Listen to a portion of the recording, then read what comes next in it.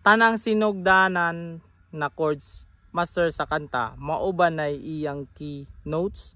Palihog ko pagtabang master kini akong suliran. Di pa ako professional na gitarista, nagtuturo lang po ko base sa alam ko sa sarili kong experience, research. Nasa sa inyo na yan kung susundin nyo to o hindi yung mga tinuturo ko. Let's go. Bisaya to mga master ang sabi niya, pero ito yun sa Tagalog mga master. Sabi niya, lahat ba daw ng kanta na yung unang chords sa isang kanta, sample, yan ba daw yung family chords niya or yan yung kanyang babasehan na ito is nag-start sa G, family chords siya ng G. Nag-start siya sa D, so family chords siya ng D. Ganun yung ibig sabihin niya dito mga master. Naguguluhan daw siya, so ito yon mga master. Ito yung tandaan natin mga master. Hindi po lahat ng kanta na nag-i-start na sa G is G na yung family chords niya. Hindi. Marami tayong mga kanta na hindi nag-start sa root key. Yan. Yung tinatawag na root key, yan, maglagay ako dito sa baba. Yan yung family chord chart natin. Yung lahat ng nag-i-start dito, yan yung root key din. Ito yung kanyang mga kasama na mga chords dyan sa ating root. Magbibigay ako sa inyo ng example na kanta mga master. Yung kantang 10,000 Reason.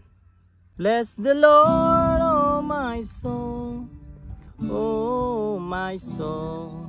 Worship His holy name. Yan. So yung kantang yan is nag-start sa C.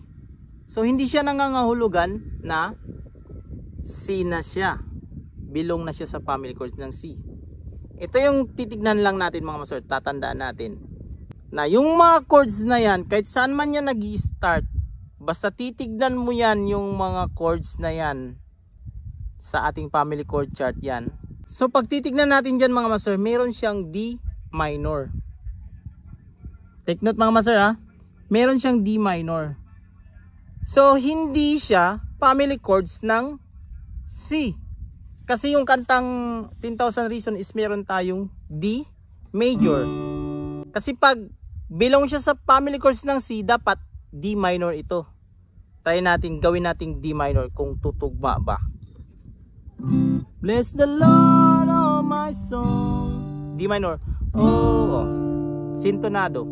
Bless the Lord, oh my soul.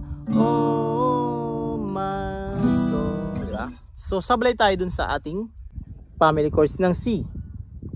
Hindi siya belong yung ating D major sa family chords ng C. So ito na yung trick mga master, at ito yung tatandaan nyo mga master. Yung apat na chords na yan, hahanapin natin yan sa family chords natin, sa ating family chord chart. Yan. Paghanap tayo ng family dyan na kasama ito yung apat na mga chords. So wala siya sa C, wala rin siya sa D, wala siya sa F, wala siya sa A, wala siya sa B. So makikita natin itong apat na chords na to sa family chord ng G. Tingnan nyo yan mga master. Yung apat na yan, swak na swak, nasa loob yan ng family chords na G. So ibig sabihin, yung 10,000 Reason na kanta, yung pinaka-key niya talaga is family chords ng G. Try natin. Bless the Lord, oh my soul. Oh my soul. Worship His holy name. Tapos ibabalik natin sa root. Sumasakto, di ba? Malalaman na agad natin na yung kanta pala na yan is meron tayong family chords ng G. Yan. Ganun yung pag-identify mga master. So, ganun lang siya mga master. Napakadali lang. Simple lang siya. Basta titignan lang talaga natin yung mga chords na given sa isang kanta. Ma-identify na kasi natin agad kung saan sila belong na family chords. So hanggang dito lang sa video natin na ito mga master. So ganun lang siya kadali mga master. Kaya nga mahalaga talaga mga master na i-practice natin, i-memorize natin yung tinatawag na mga family chords. Huwag natin talagang i-skip yung family chords kasi isa yan sa mga foundation. Pag alam kasi natin yung family chords ng bawat key, napapakinggan na agad natin eh. Kahit hindi na natin to hanap-hanapin, hindi na natin kailangan yung family chord chart. malalaman na agad natin yan na yung 10,000 Reason or kahit ibang mga kanta, malalaman natin kung saang family chord siya belong. Yun siya mga master. Tips ko lang mga master, pag-aralan nyo talaga yung family chords as beginners. Huwag nyo balay-walain yung family chords.